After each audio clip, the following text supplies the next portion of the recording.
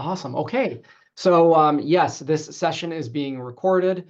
And when I say that, it's just so that everybody's mindful. By chance you have any sensitive questions or things that you want to pose, I will stop the recording at the end of the session if you want to wait until then to ask any sensitive questions. Otherwise, this is very informal. Please feel free to just reach right out and talk, put a question in the chat, anything like that. So this is creating an effective report to the community. My name is Matthew Corey. I'm obviously here at the North Country Library System, and I recognize a lot of familiar faces and names. So I want to thank everybody for coming today. And yeah, really the main thing about today's session is not just, it's not necessarily the nitty gritty about creating a report to the community so much as it's about creating an effective report to the community. How can we really get the most out of this practice that libraries do? Right. So the report to the community is a minimum standard. So libraries that are chartered have to comply with those minimum standards, right? You've probably heard me talk about those multiple times, but one of those minimum standards is that every library has to create a report to the community. It's a board approved written, so specifically written annual report to the community on the library's progress in meeting its mission, goals, and objectives as outlined in the library's long-range plan of service. So that's actually how the minimum standard reads, right? And the point is that, again, it is trustee involved. It is really a way to say, what is in the library's long-range plan, and how are we demonstrating meeting those goals that we've ourselves put in the long-range plan? It's a little vague, and that's good because it provides flexibility. And that being said, of all the reports to the community that I've seen from our libraries and libraries across the state, a lot of amazing and also very different reports come out of this. Okay. I know there's some trustees in here, so I want to shout out to the trustees attending. And in the past, your libraries created an annual report to the community every year, right? And even though the director or the staff staff person may be the one designing and providing a lot of information for this report to the community, trustees must be involved in the process. It is a team effort. It has to be a team effort. And again, that's because it's a required minimum standard. The report is board approved and has to reflect the mission and the goals of the board approved long range plan, right? So it's really the board that should be making a lot of the decisions about how this report looks. Again, advocacy is an important role of the trustees. The report to the community is a very important piece of advocacy. And it's really up to the trustees to decide what they want the community to know about the library. Okay, I'll talk a little bit more about that, concept, working with the trustees and everything. But, really the trustees should be providing a pretty good skeleton, a list, maybe even look at some other examples of reports to the community. I know some of you, some of the directors that are here, your board's not necessarily here, but it might be a good idea to actually show them some other examples and say, like, tell me how you want this to look, and I can make it look a certain way, but tell me what you like about these other reports, and I can, try to integrate that. And then again, the whole conversation about making it fit with the board approved long range plan and just the library's mission and goals. So before we, can everybody hear me okay? I think my, We can now, but you cut out for a minute. Okay, yeah, my camera just flipped off for a second. So, okay. So let's look at some examples quick. Okay, I have this folder of reports to the community that North Country Libraries have completed in the past years here. For instance, again, I think some of these are a little bit more populated than other ones, but we'll take a peek at some. So again, these come in all different types of formats. Here's one the Mansville has done where it's like very, you've got multiple pages here. More than just books, we're talking about events, different services, different things that the library provides the community.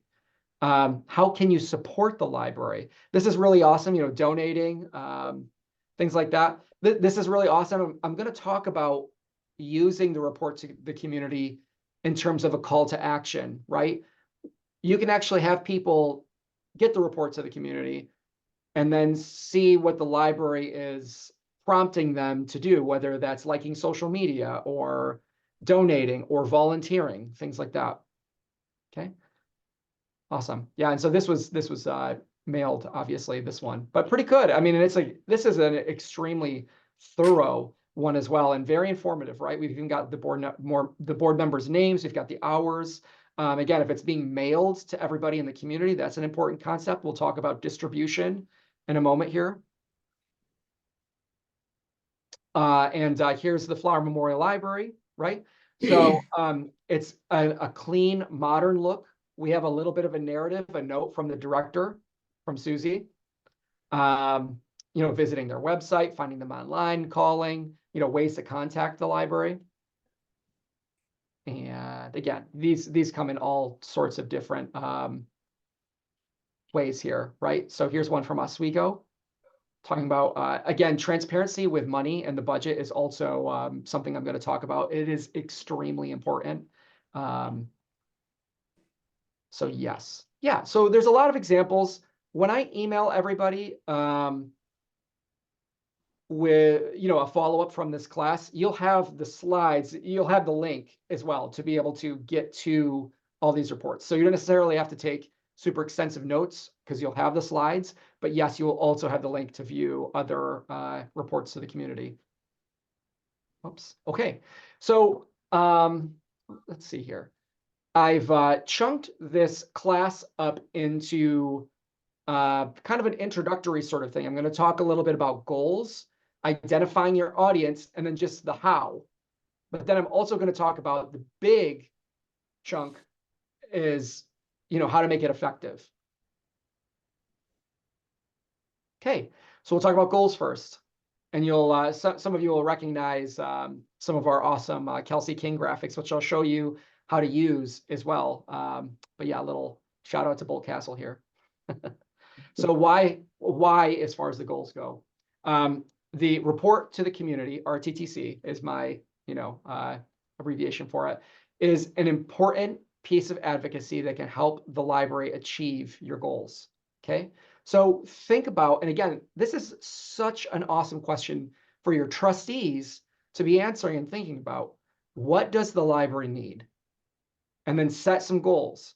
Create awareness of and goodwill towards the library. Is that a goal, right? Justify current and future funding, right? That's why I was talking about the transparency with the budget is so important.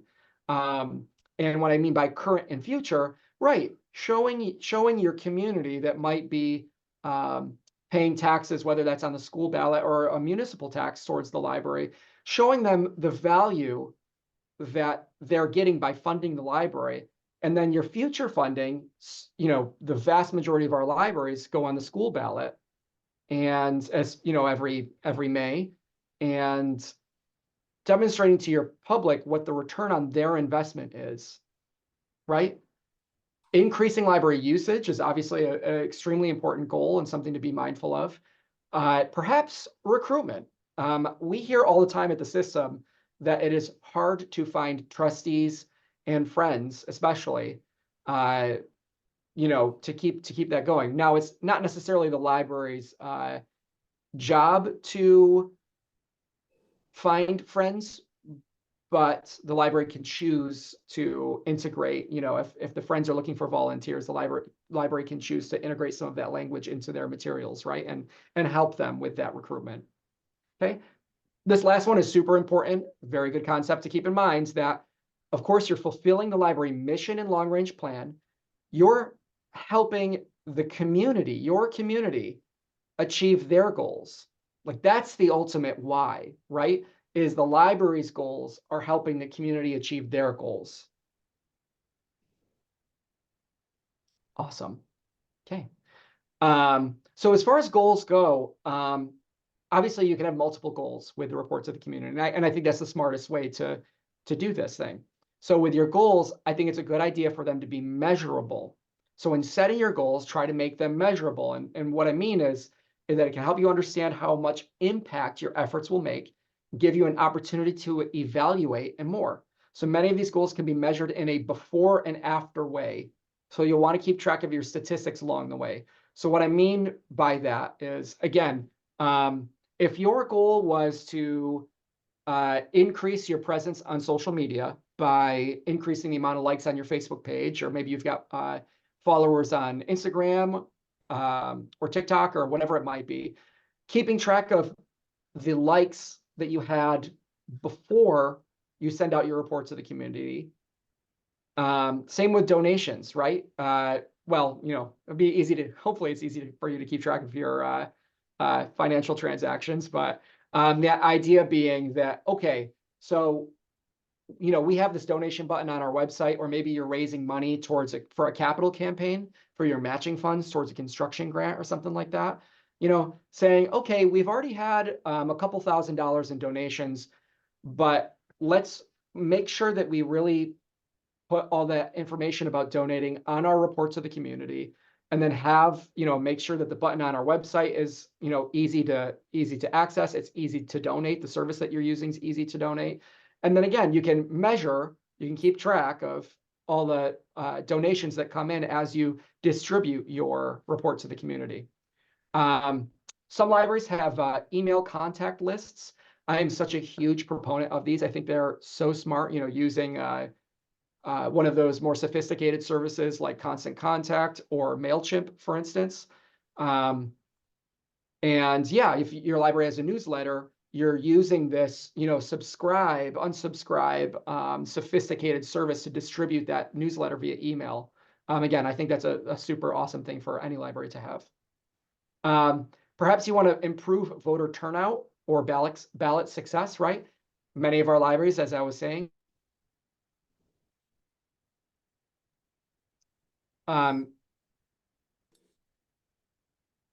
yep. Okay. Sorry. I think I must be having webcam issues because it just blipped again.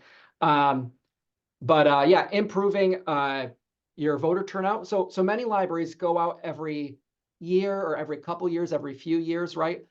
If you distribute your report to the community ahead of the vote, right? Maybe like in April leading up to the vote, and take into account how many people voted last time for your library's ballot proposal, and what the amounts of yes and no's were, and then compare that to what you have in this upcoming vote, right? Very just a very numerical way to kind of try to measure your success there.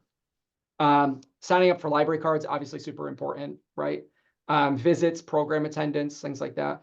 And then also, I'll talk a little bit more about this, but gathering feedback from your community is super important. So this isn't just a way for the library to educate the community. You can use this as an opportunity for the community to educate the library, right? So having a link to where the community can provide feedback to the library, they can answer a survey, things like that, super important. Awesome. Okay. So just thinking about the main question of all this is, what goals does the library have? And how can you make them measurable? Some goals you're not going to be able to make measurable. But again, I think it's really important to have some goals that are measurable, so you can really understand what was successful, what wasn't successful, things like that. Okay, so now we've talked about the goals. Now we're going to talk about our audience. Okay, so who will help you achieve your goal? So you've got these goals. Who is going to help you achieve them? Is it the community as a whole? Is it your stakeholders, right? The people who have some skin in the game because they're paying taxes to the library. Is it maybe the school? Is the school, parents, teachers, are they going to be able to help you achieve your goal? legislators, the municipality, for everybody except for St. Lawrence County. Your county obviously gives you some money, and so using the reports of the community as a way to advocate to your county is also super important. And then also too, potential trustees, friends, and volunteers. Using the report as a way to recruit is so important. Okay. Now, when we're thinking about our audience, it's easy to think broadly, but I want people to also think specifically. So identifying individuals who should see your report. Identify individuals such as influencers in the community that the report should go to. These could be legislators, business owners, organization leaders, and more. So thinking what is specifically important to them? How can they benefit the library? And how can you get the report into their hands? So for instance, your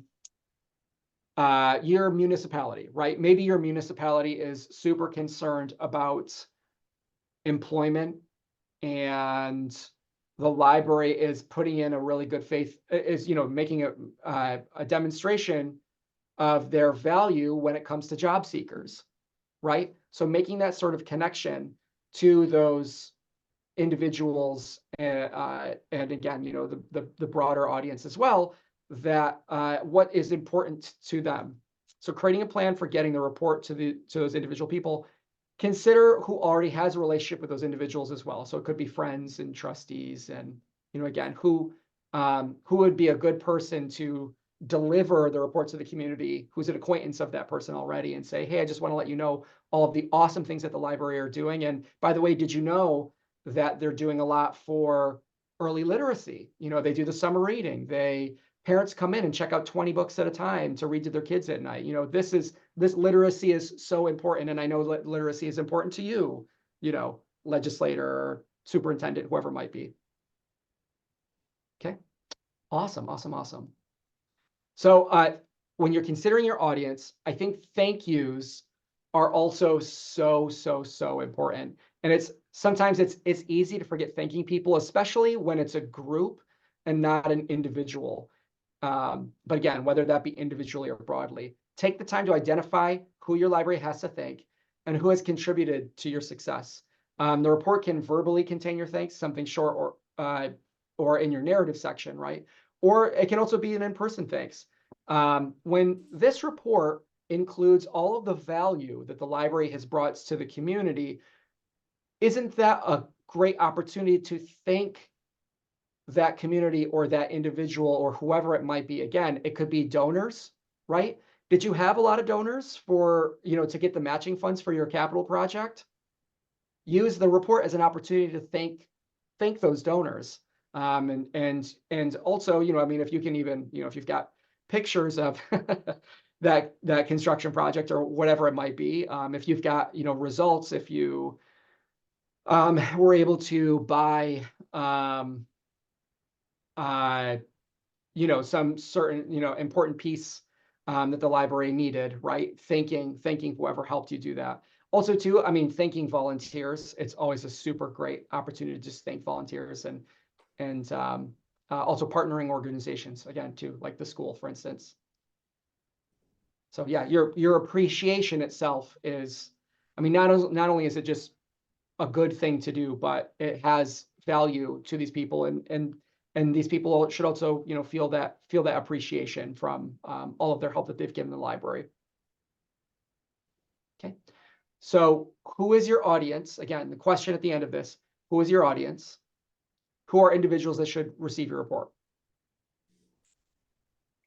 Okay, and then of these last little sections, we've got the how. Decide, design, distribute. We decide what our goals are and who our audience is, design with them in mind, and then distribute it to them, right?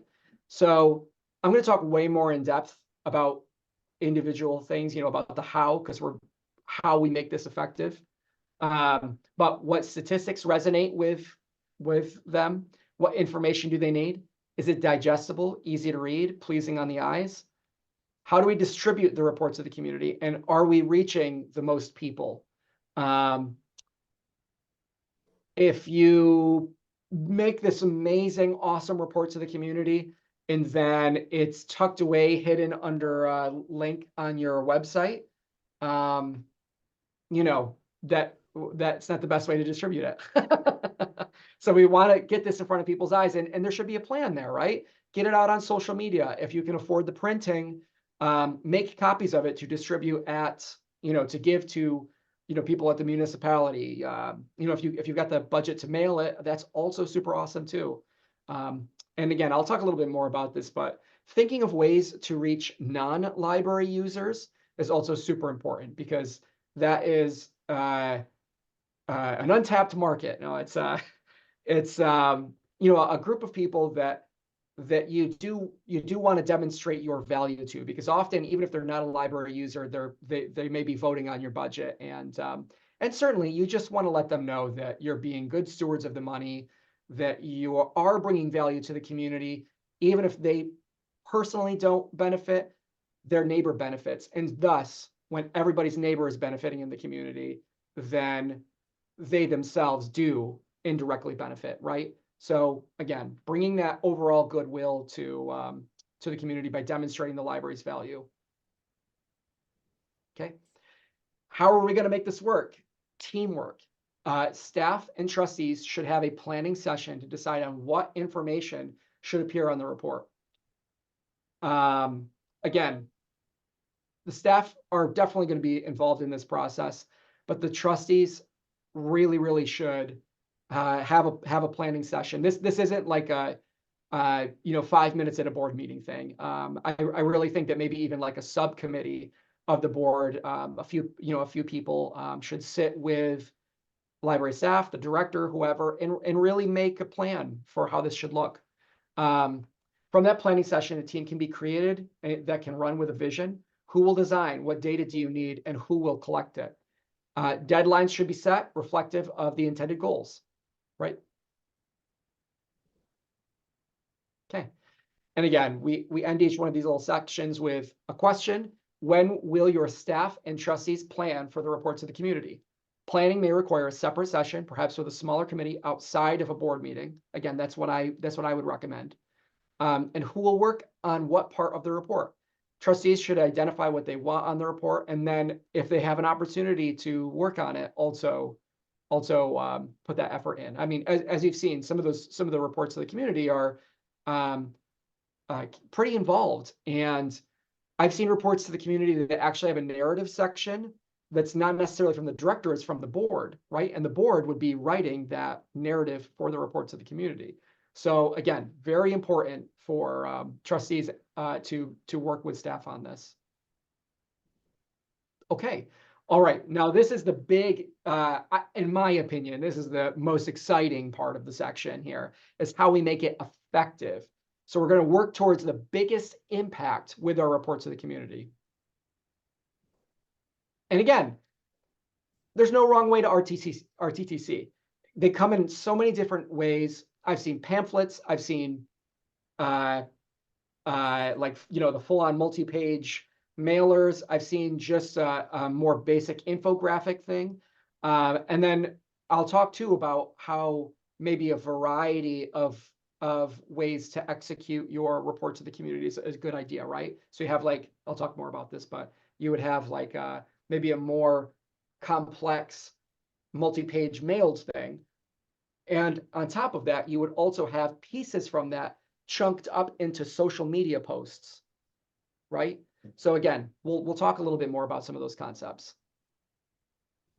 For library staff and trustees, I just want to highlight the thing that I talk about in a lot of my sessions, the 5 E's of libraries from ALA, the American Library Association. It's a great tool to jumpstart your library's advocacy.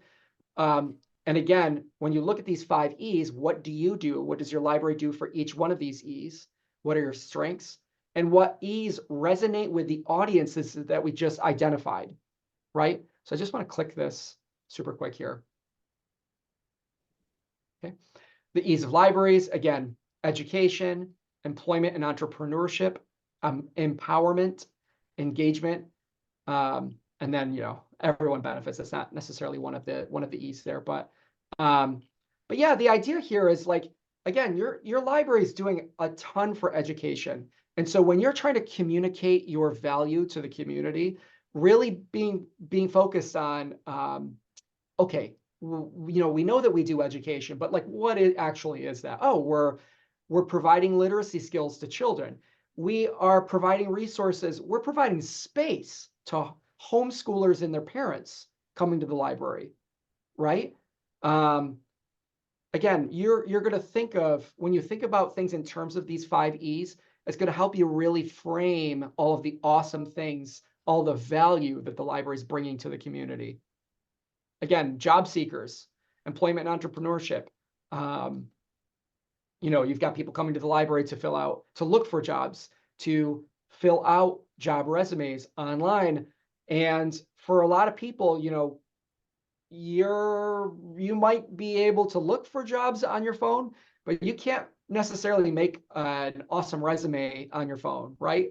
So you're coming to the library to use those computers and everything, and people forget about that, right? That not everybody has not only internet access, but actual desktops or laptops at home to word process their job resume. So again, you're thinking about what you're doing in terms of these 5 E's, I think is so important. I'm such a huge fan of them. Back in 2019, a few of us had attended a library conference, and somebody from ALA had come and spoke about the 5 E's and how they had done all this workshopping and focus groups to really hone in specifically on this information here. And I just think it's such an awesome resource. So great. Okay. All right. So again, we're thinking about how to make this effective. We want to use most likely probably some pretty simple language. And that's because there's a lot of, it doesn't feel like jargon to us, but there is a ton of jargon in our industry that the community might not understand. So be considerate of your audience's familiarity with the library, including non-users. So when we use, you could say like, we circulated 5,000 books last year. Now, a lot of people aren't necessarily going to know what circulation means, but maybe borrowed or loaned might be better. I remember specifically hearing, I was talking about programs, and somebody was like computer programs. I was like, oh no, like events at the library. And so, again, being mindful of that language, maybe like items instead of like materials, or items on our shelf instead of holdings. While less is more, you might need extra words to explain. Sometimes there's not necessarily a perfect solution when you're talking about something, but just being mindful. And then I think it's such an awesome idea if you've created your report to the community, or really any advocacy material for that matter, having a non-library user look at it. And if that non-library user, if a few non-library users can understand the lingo, or anything that you've used, then you're probably good to go. But again, it's a non-library user who doesn't come in every day should be able to understand your report, and that's why there's such a good audience to take a peek at it and make sure that it makes sense to them. Okay, so simple language. Statistics. As you know, I am obviously a big fan of statistics, but yeah, so numbers do tend to resonate with people who care about the library's performance. This is really important to consider as we face some negative comments, and hopefully you're not facing, any of these or too many of these in your community. But I feel like a lot of people every now and then hear these comments, especially from non-library users. No one uses the library. Who even uses the library? Like, I don't use the library, But hey, a number can show proof that people are using the library. And that's important, again, especially for non-library users to understand. So we want some of that quantitative data. We want to show stuff, numbers that are, impressive. And again, sometimes it depends on the library. That can be, maybe you really want to highlight your programming and the visits that you had last year. Maybe you really want to highlight your overdrive usage. Has your overdrive usage gone up? It has for a lot of libraries. Your Wi-Fi. Sometimes, personally, I really like trends, but again, post-pandemic, and I'll talk a little bit about this, but post-pandemic, libraries are still struggling a little bit usage-wise. So it would be understandable if your library isn't necessarily showing a super upward trend, and maybe that's what you don't want to highlight. But maybe a single number is perfectly fine.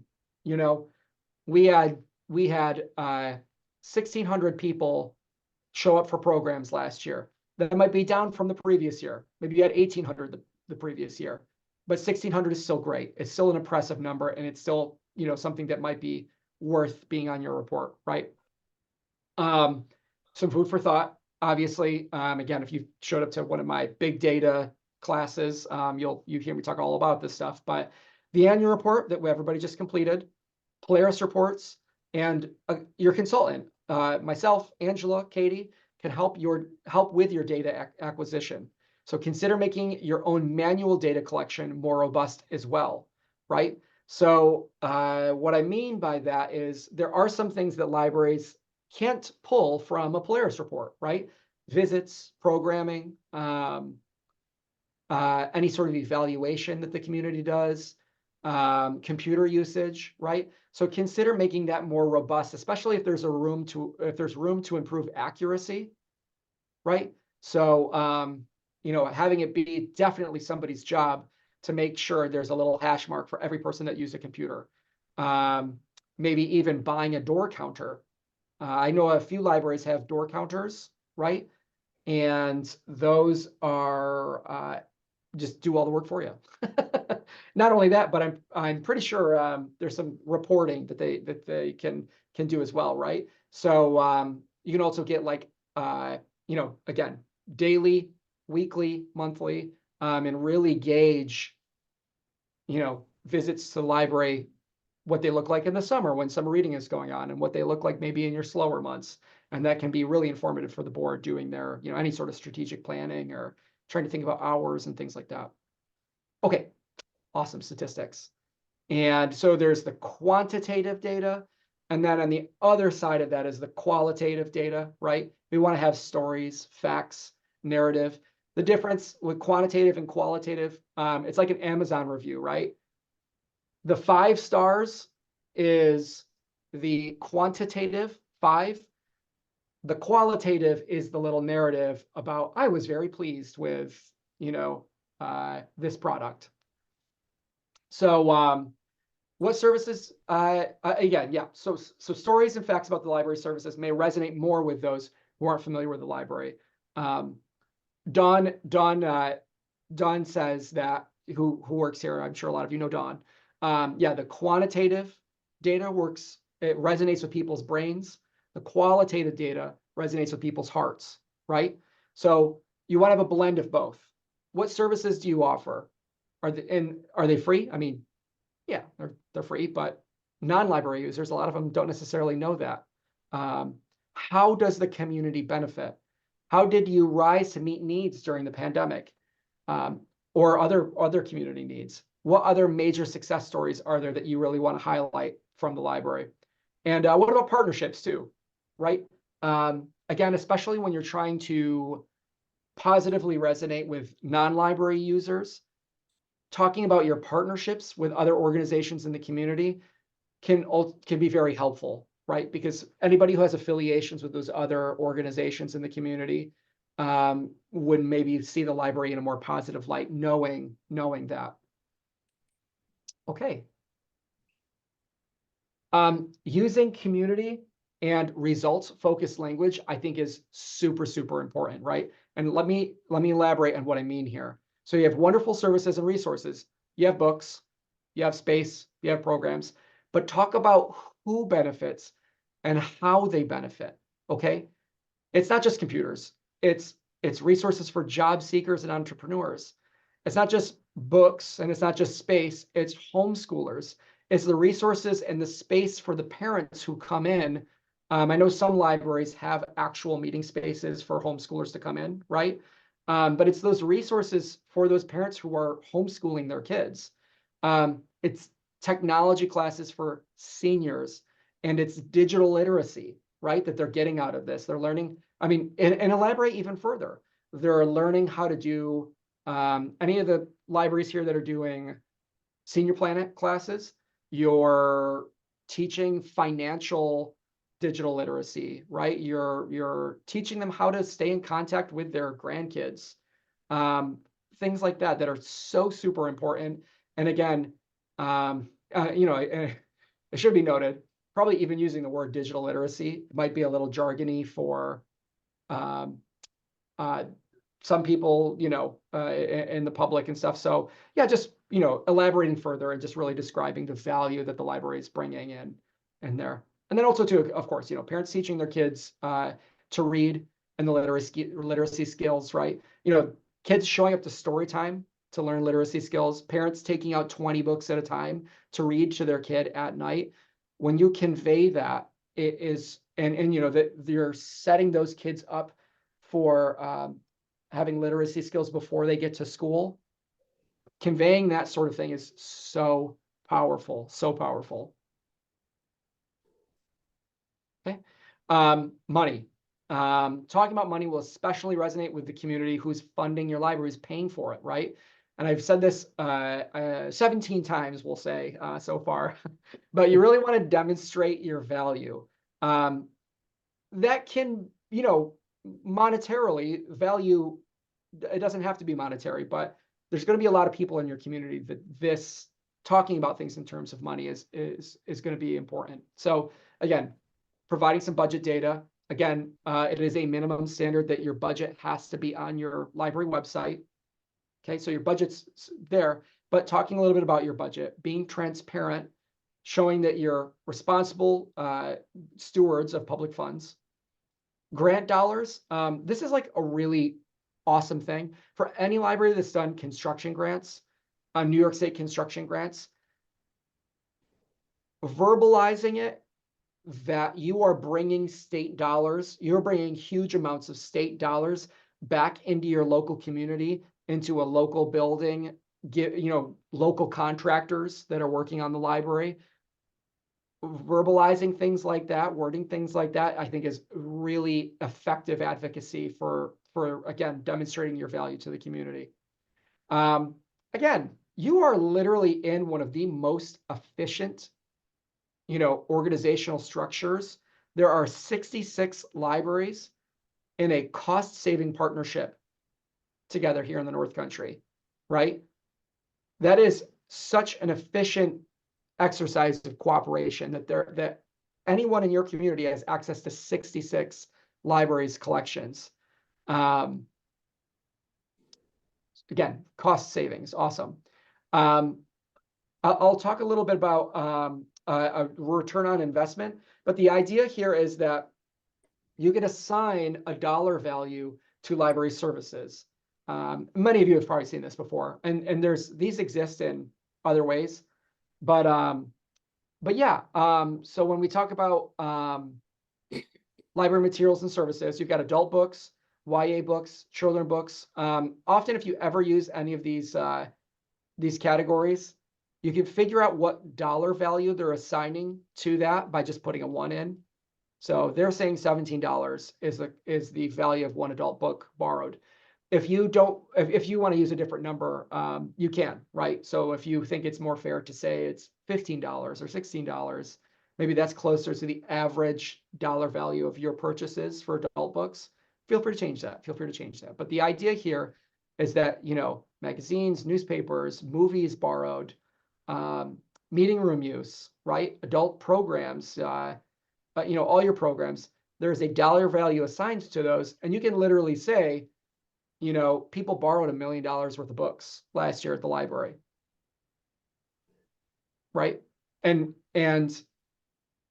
for the, $75,000 or the $750,000 that your library is getting, isn't that a small amount compared to the actual value that you're returning back to the community, right? And again, going to elaborate on this, but the library is an investment in the community. It's a valuable message. It's, again, your role in education, access to resources, and your community saving money. your educational role, and we talked a little bit about this already, but your educational role, literacy skills, preventing summer slide. Adults, it's workforce development, it's digital literacy, the return on your investment, stress the money your community has saved, providing free internet and computer access to those who don't have it. I mean, again, this is supporting the library supports the community. Strong libraries, strong communities. It's the whole concept there. Awesome. Okay. All right. Obviously, I know a lot of people already do this, but it is so important to include social media info. And yeah, so that people know how to connect and engage with you and your library services. List specific URLs or handles. Make your social media accounts easy to find.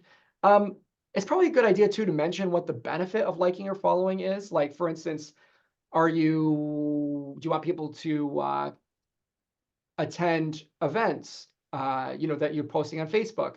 Maybe there's a contest going. Announcing new titles that you've got to the library, things like that. What is the actual benefit of following your social media? And some audiences may respond differently to the social media platform or content.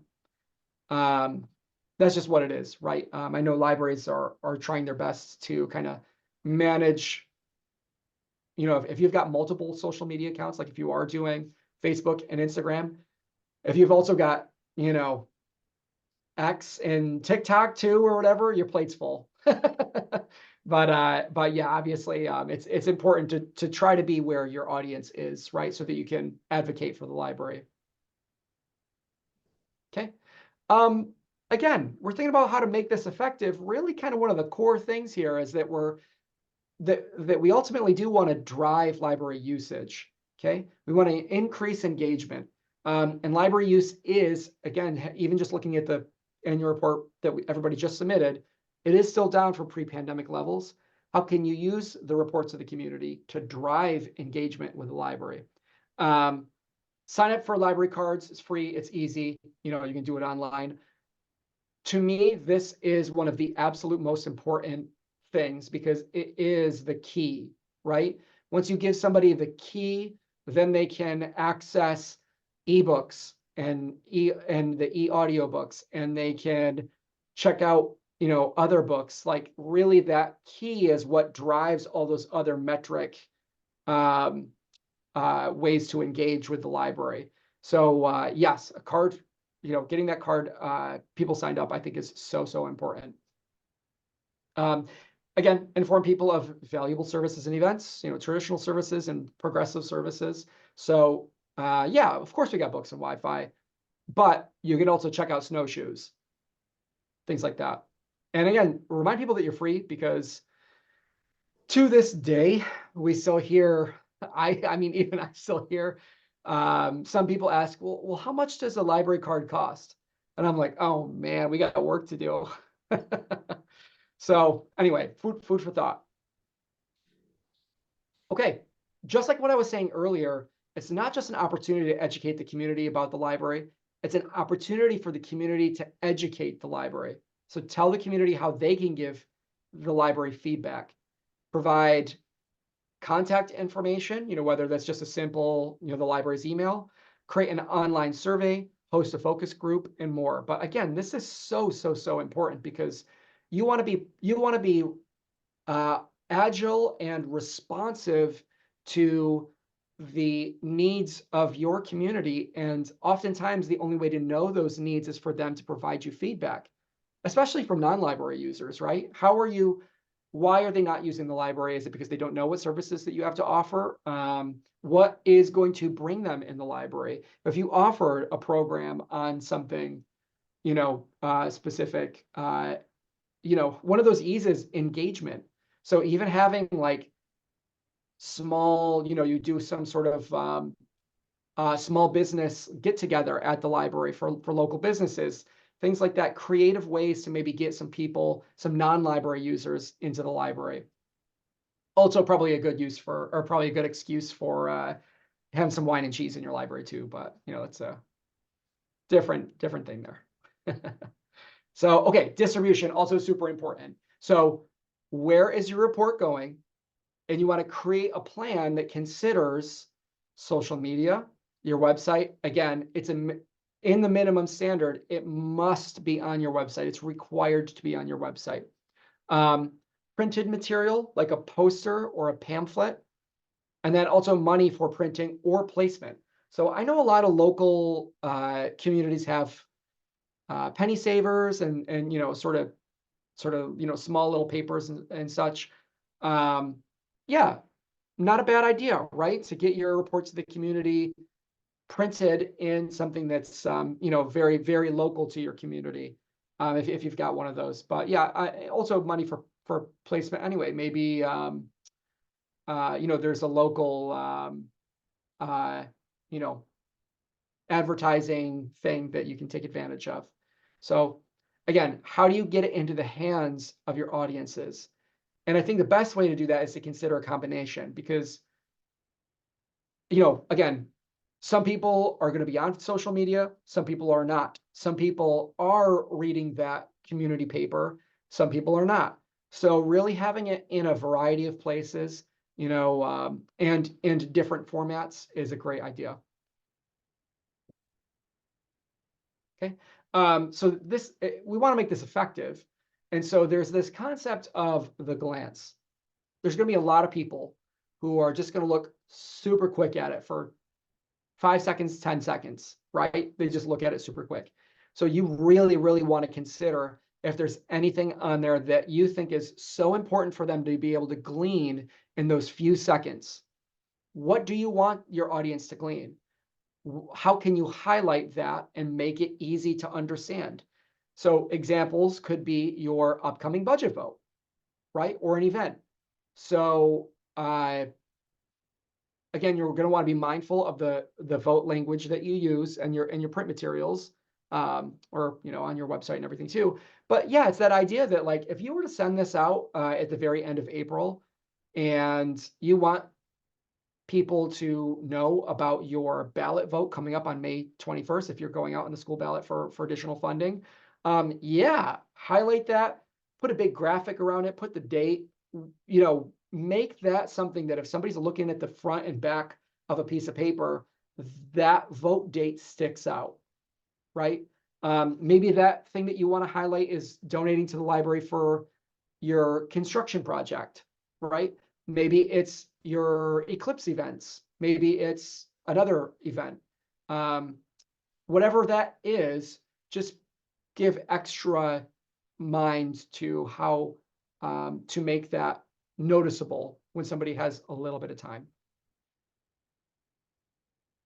Okay, I've already talked about this a bunch, but making multiple versions of your report, I think, is super important. And I don't think this is necessarily a time-consuming thing. It's not as intimidating as making multiple versions probably sounds.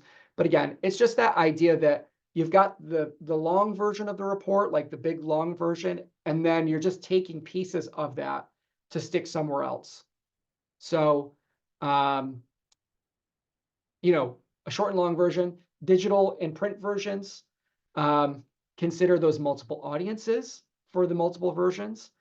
And then I think the best way to execute this idea is to have social media ready graphics and posts that focus on small chunks of your report.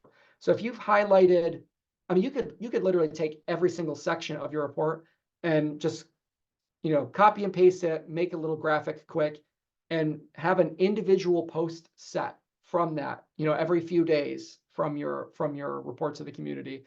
Your reports to the community might have how to volunteer for the library, being on the board, recruitment. It might have donating. It might have your ebook performance. It might have your physical book performance. It might have a number about how many materials your library has, and chunking all of those up into individual posts for social media is an awesome idea. Okay. Of course, we've talked a lot about different concepts, but it's a really good idea to just also consider what resources you need to make your report to the community. Not just effective, but just literally make it, right? So it's going to be time. Put some time in the calendar to make this work. Set up that meeting. Trustees, you get together, have that separate meeting. Money, I would always encourage even our smallest libraries to have some sort of a marketing budget, because I think a little can go a long way. Also, again, services, like, are you going to need printing? Are you going to have to submit this to Coughlin, for instance, to have them print multiple copies for you? Is it postage, right? Are you mailing it? What does that cost? Paper, other materials, and then just also sometimes people. You might need somebody who's really talented in graphic design, and you might want to utilize their efforts, outside of the library, right? So who is going to help you execute an awesome, effective report? Okay, so we talked a lot about the measurable goals and our, calls to action, right? Somebody gets your report and they go, oh, I can like their page, I can donate, I can volunteer. Now we want to create a plan to evaluate the effectiveness of the report. So use the evaluation to improve your report's effectiveness year after year. Again, evaluate what were the things that you were trying to measure. Obtain feedback about what resonated and worked and what did not work, so that you can use this as a learning opportunity for the next year that you do a report to the community. I want to say we actually have a library that I think does semi-annual reports. They do one every 6 months. I mean, you can do you're only required to do one a year, obviously, but I mean, like, twice a year, quarterly, totally up to you if you want to do something a little bit more regular like that. Okay, awesome. We are making, I think pretty good time. But great. So now we've talked about how to make it effective, and then I just kind of want to briefly cover some things about creating it. Yeah, we've got our recipe, the ingredient list. We're going to put it all together. Top Chef. Here we go. So print and or digital. Decide how you want to distribute it. A blend of both print and digital is ideal to reach most people. We have a lot of people who are just not digital people. They're just not, they want something in their hands. Local print shops are great. I know with NCLS, we use Vistaprint a lot to do our printing. As far as printing a bajillion small things, we use Coughlin a lot locally. And again, I'm sure you've got a print shop in your area too that you might be able to utilize, but just a few options there. If you ever need advice on that as well, feel free to contact us, and we can give you some pointers. Okay. I know a lot of you are probably pretty used to making a report to the community, but here's the main pieces of software that I find pretty much everybody's falling into one of these three categories here. There's Microsoft Publisher. I still use Microsoft Publisher as well as Photoshop, but skills-wise, it really only requires beginner skills. There's not a huge learning curve to it. And again, if you need a little bit of help here, you might be able to reach out. Angela just posted in the chat. She's obviously a huge Canva user. Where Canva really excels too is that there's just a lot of pre-done like templates and graphics in there. So if you're looking for like something that's a little more like popping, especially if you're creating social media posts on individual things that are in your big reports to the community, Canva is just super awesome. Okay, and then Photoshop. Yeah, I mean, Photoshop kind of is the main big program, but it is also the least user-friendly and costs money. So again, I love Photoshop, but I recognize the weaknesses in that regard. Okay, graphics. Obviously, it's important to have some graphics. They help make your report look modern. They can be a nice break from text, right? I mean, imagine getting a report to the community and it just looks like a paper that you wrote in high school. It's just all text, text, text, text, right? We want to have some nice graphics to break it up. Graphics can also help you highlight important information. Infographics can help convey the data, right? So like if you have a chart, you know, a bar graph, you're trying to show a history, a trend in your data, using an infographic to demonstrate that can be helpful. And just be considerate about where you get your graphics from, and whether you have the rights to use those graphics. Again, everything that I've been showing in here is actually free for you to use as well. And I'll show you how to get that right here. So we've hired this artist named Kelsey King a few times, and she's created all those really nice graphics that have been in this presentation and that you see in a lot of our materials. Kelsey King's also done stuff for like Target, and you know, she's amazing, and somehow has been so gracious to work with us, and just so awesome, and such a professional, and a very affordable. I think she just has been, she's just a fan of libraries and what we're doing, and has been great to work with. So here's how to get to those graphics. So it's on the marketing page of our director's guide. Okay, so here's our director's guide. I'm sure you probably recognize the Directors Do It All, right? So you go to marketing, and then on the left-hand side is Kelsey King Graphics. Okay, and that you know, brings it up in SharePoint. It's broken down in these different categories, and yeah, so that's all. You can use all of it. Great. Okay, nice. Oh yeah, here's just some more examples here. Oh, they're so good. Look at that. We've got the Hammond, that's one of the barn quilts there. TI Bridge, Lavender Fest, right? We've got some nice Lewis County windmills there. Okay. This guy looks like he's in Pulaski fishing here, right? Okay. So yeah, all those graphics that I had throughout the presentation, and you can totally, you know, use them. And when you create your report to the community, by all means, please share it. Feel free to put it out on the director listserv. Share it with your peers, I mean, like, you know, your fellow North Country librarians. Yeah, put it on the listserv. I think it's inspirational, it's motivational. Also, too, a lot of our peer libraries just like aren't aware of all the awesome, exciting programs and things that we're doing. So it's just another way to kind of convey that message, and you know, really talk about the things that we're the most excited to talk about, right? So awesome. Okay, I think, boom, that is the end right there. That is the end. Let me go ahead and, oh, look at that. I have made perfect record time, 2:58.